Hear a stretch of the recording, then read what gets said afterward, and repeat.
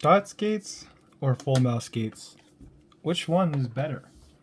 Or I guess which one is better for your case scenario? Or is there really just a better one in general? Don't worry about this mouse. It's kind of scuffed. Don't worry about the skates on that one. But this is gonna be kind of a video on the discussion of whether you should use full skates.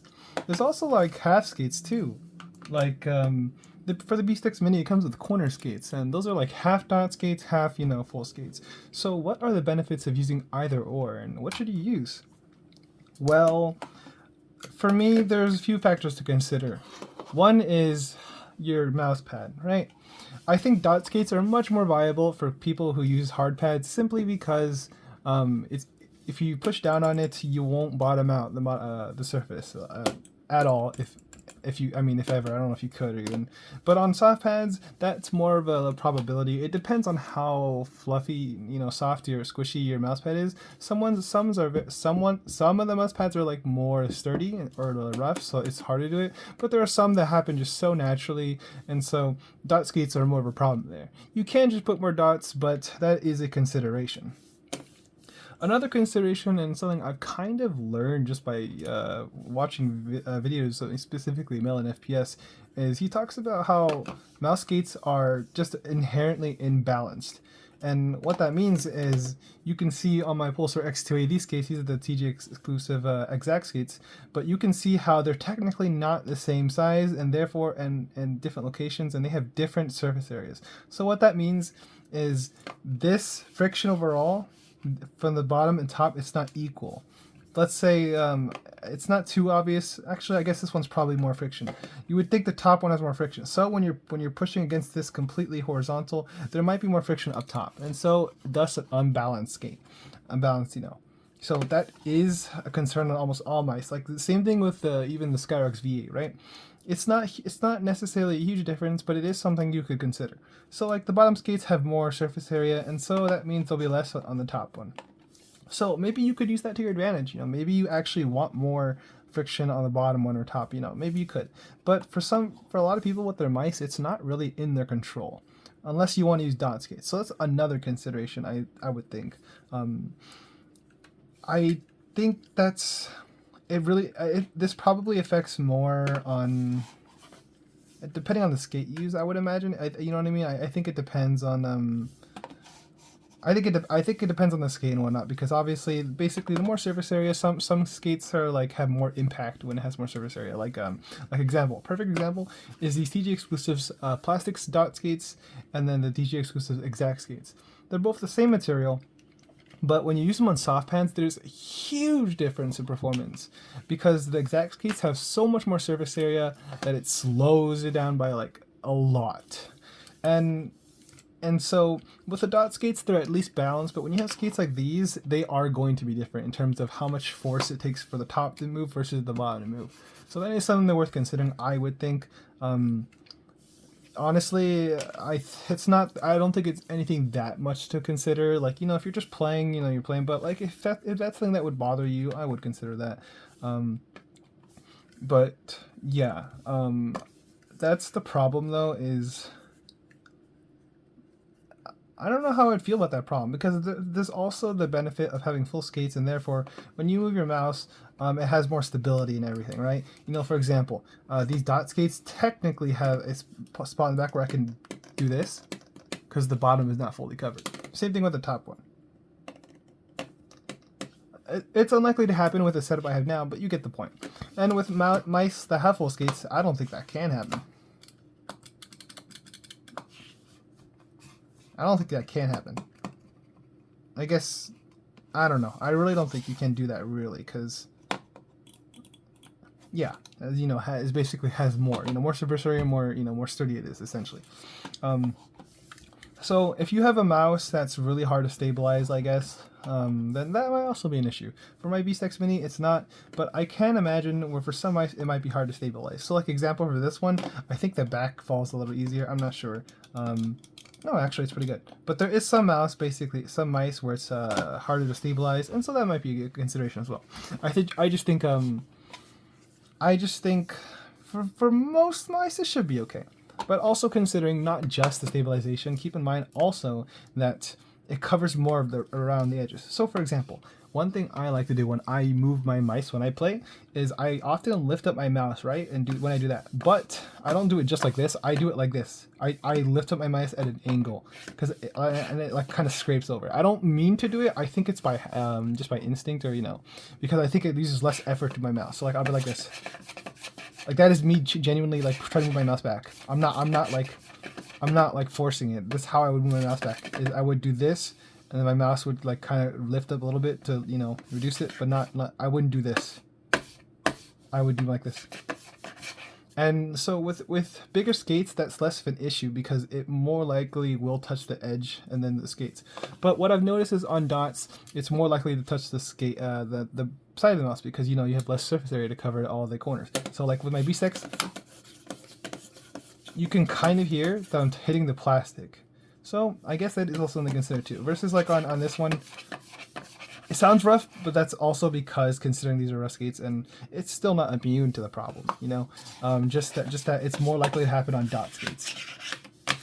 Just because you're literally covering less, covering less area, which is why when you have dot skates, you try to put them in the corner as much as possible, because if you put them right in the middle, let's say, well, first of all, the stabilization can be a little bit weird, but also because when you do, like, if you ever do something like that, then for sure it would hit it, like right now I can do this on my B-Stex Mini, but that's because my skates are on the very corner. If they weren't, this would immediately hit the side of the mouse, the bottom sides. So also something to consider.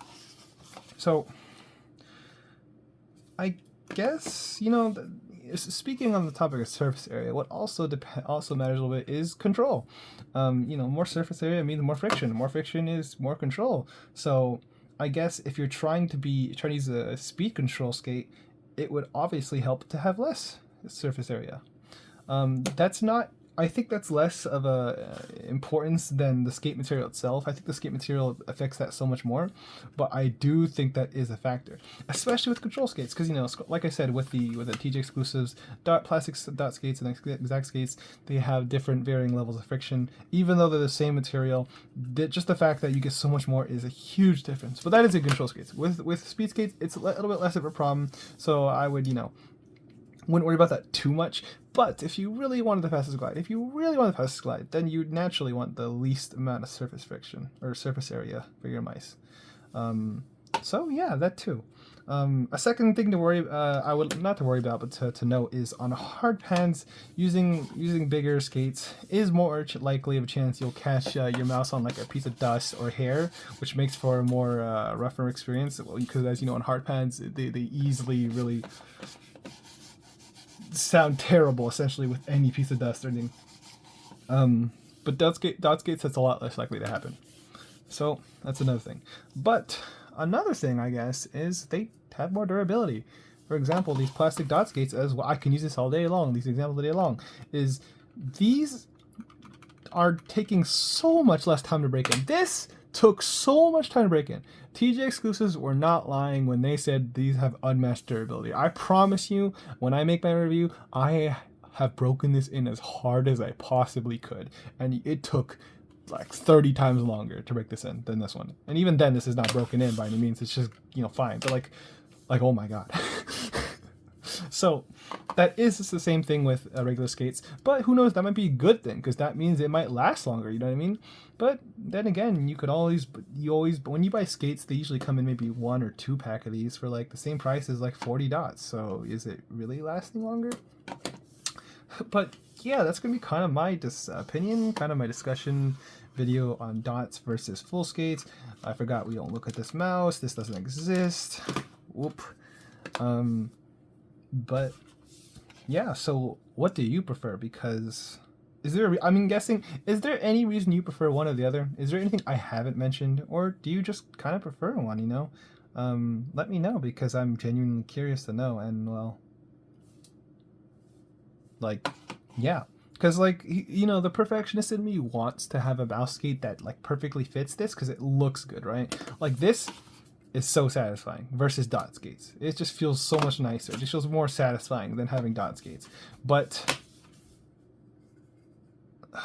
but I don't necessarily like it more. You know, so I might prefer dots. Like this is fine. I'm just saying I prefer dots. Like example, I'd rather have this look like filled and look maybe like if this was all black. I think that would just feel better for me. I don't know why, it just does. But I think the dots are much better in performance, and so that's something I kind of like. And same thing with all these other mice too. Like, yeah, especially with mice that aren't completely what's it called, symmetrical. It also is more of a trouble to do it, and as well as it's same thing with the balancing things. Because also keep in mind there is this is getting really nitpicky, but if you want to go into the super nerd shit, then you could say the same thing with how the dot skates are spaced out. So like, okay, for example, these dot skates are a little bit more spaced out than these two, and that's just because the top is more wide. So theoretically you can never get like a complete one-to-one, but I'd say this is close enough, and if I wanted to I could move this closer in, but I don't because of the side thing. But just another thing I guess to slightly consider. It's really dumb. I wouldn't say it's anything worth.